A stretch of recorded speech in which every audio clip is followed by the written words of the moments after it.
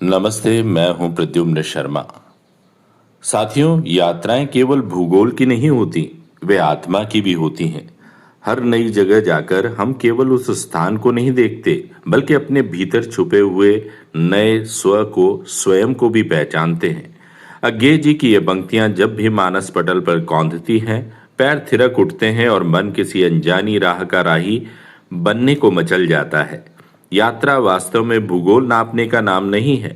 यह तो अपने भीतर जमे जड़त्व को पिघलाकर प्रवाहमान होने का अनूठा उत्सव है। इस बार इस उत्सव के गवाह बने गंतव्य था राजस्थान का एकमात्र पर्वतीय सम्मोहन माउंट आबू।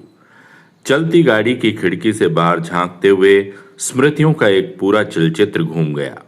एक वह दौर था जब बचपन में माता पिता की उंगली थामे पहली बार यात्रा की वर्णमाला सीखी थी।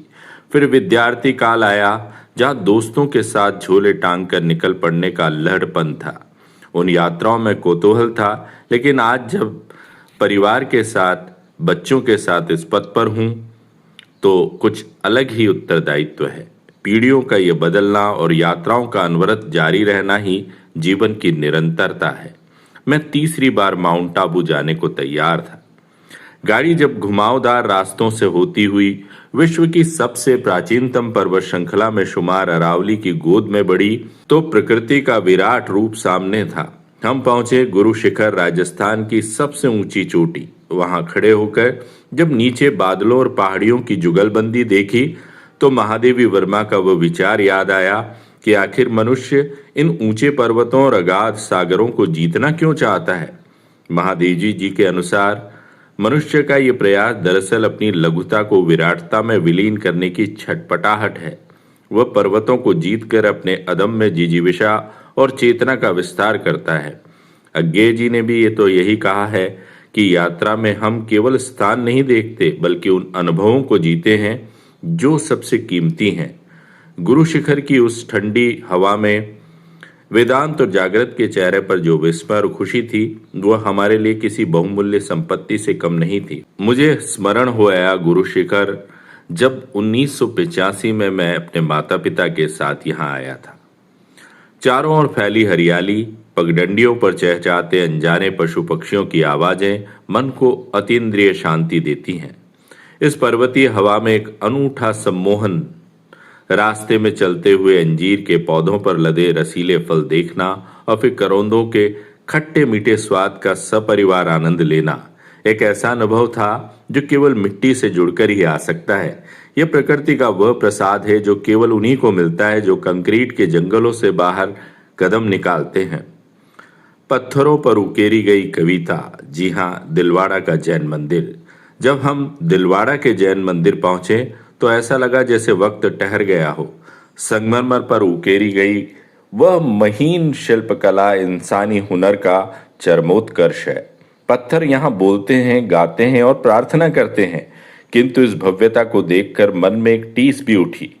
प्रशासन और पुरातत्व विभाग को मेरा यह स्पष्ट सुझाव है कि इस अनुपम धरोहर को और अधिक वैज्ञानिक तरीकों से संरक्षित, संवर्धित और वैश्विक स्तर पर प्रसारित किया जाना चाहिए। अगर हम अपनी इन विरासतों को सहेज नहीं पाए, तो आने वाली पीढ़ियां इतिहास के इन जीवंत गौरवों से महरूम रह जाएंगी। माउंट आबू केवल राजस्थान का एक सुंदर हिल स्टेशन नहीं है, बल्कि यह अध्यात्म, प्रकृति, संस्कृति का अद्भुत संगम है।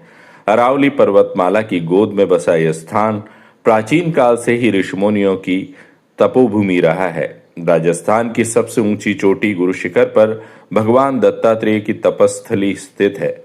यहाँ आज भी श्रद्धालु और पर्यटक बड़ी संख्या में पहुंचते हैं। यहाँ का शांत वातावरण मन को एक विशेष शांति प्रदान करता है। महान समाज सुधारक स्वामी दयानंद सरस्वती ने भी अपने जीवन के अंतिम कुछ दिनों में माउंट आबू में ही निवास किया था और स्वास्थ्य लाभ लिया था। इस कारण यह स्थान केवल पर्यटन का केंद्र नहीं, बल्कि आध्यात्मिक चिंतन और आत्मिक शांति का भी महत्वपूर्ण स्थल माना जाता रहा है। यहाँ आकर ऐसा लगता है जैसे प्रकृति और अध्यात्म एक दूसरे का हाथ थामे खड़े हों। माउंट आबू में घूमते समय एक और प्रेरणादायक दृश्य देखने को मिलता है।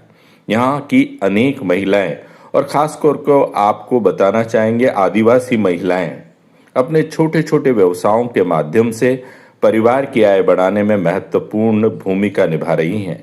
कोई हस्तशिल्प की वस्तुएं बेच रही हैं, कोई स्थानीय उत्पादों का व्यापार कर रही हैं, तो कोई पर्यटन से जुड़े कार्यों में योगदान दे रही हैं।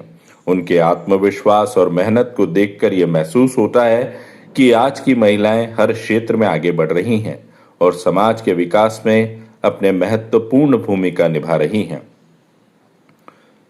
माउंट आबू की यात्रा हमें केवल प्राकृतिक सौंदर्य का आनंद ही नहीं देती, बल्कि यह अध्यात्म, आत्मनिर्भरता, परिश्रम, सामाजिक विकास का संदेश भी देती है।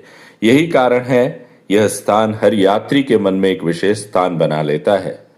एक और बात, नक्की झील के शांत पानी में नौका विहार करना, फिर पहाड़ी रास्तों पर पैदल ट्रैकिंग का आनंद सिर्फ मनोरंजन नहीं है, बल्कि एक आत्म परीक्षा भी है। इन ऊंचे नीचे रास्तों पर चलते हुए यह एहसास शिद्दत से होता है कि हम शारीरिक रूप से कितने फिट हैं। ये जीवन का क्रूर सच है कि कुछ समय बाद जब घुटने जवाब देने लगेंगे, कमर गवाही नहीं देगी और शरीर इस यायावरी का साथ छोड़ देगा। इसलिए भविष्य के भरोसे मत बैठिए, वर्तमान क्षण में ही यात्राओं का भरपूर निचोड़ ले लीजिए। जब तक पांव चल रहे हैं दुनिया को नाप लीजिए। और यात्रा तब और रोचक हो जाती है साथियों, जब आपकी अपनी कुछ व्यक्तिगत अभिरुचियां भी उसमें जुड़ जाए। किसी को यात्रा के दौरान स्थानीय लोक गायन या नृत्य आकर्षित करते हैं, तो कोई विभिन्न स्थानों के डाक टिकट और माचिस की डिब्बियां या अनोखे बीज पौधों का संग्रह करता है। इस यात्रा के अवसान पर हम सबने मिलकर एक संकल्प लिया, पर्यटन केवल मनोरंजन का साधन नहीं है, यह हमारे आचरण का हिस्सा होना चाहिए। जब हम किसी नए स्थान पर जाएं, तो हमारे व्यवहार वहां के स्थानीय लोगों के प्रति संस्कृति का परिचय देता हो। इसके साथ ही देशवासियों को अपने इकोसिस्टम और पर्यावरण को बचाने की कसम भी खानी होगी। पहाड़ों पर प्लास्टिक न फेंकना, जल स्रोतों को गंदा न करना, प्रकृति के प्रति हमारी सच्ची कृतज्ञता होगी। माउंट आबू की ये यात्रा हमारे मानस में केवल एक भौगोलिक संस्मरण बनकर नहीं, बल्कि एक चेतना बनकर दर्ज हो गई है। एक ऐसी चेतना जो हमें पर्यावरण के प्रति संवेदनशील, जीवन के प्रति सचेत और उत्साही बनाती है। तो दीजिए अपने साथी प्रद्युम्न शर्मा को अनुमति। नमस्ते।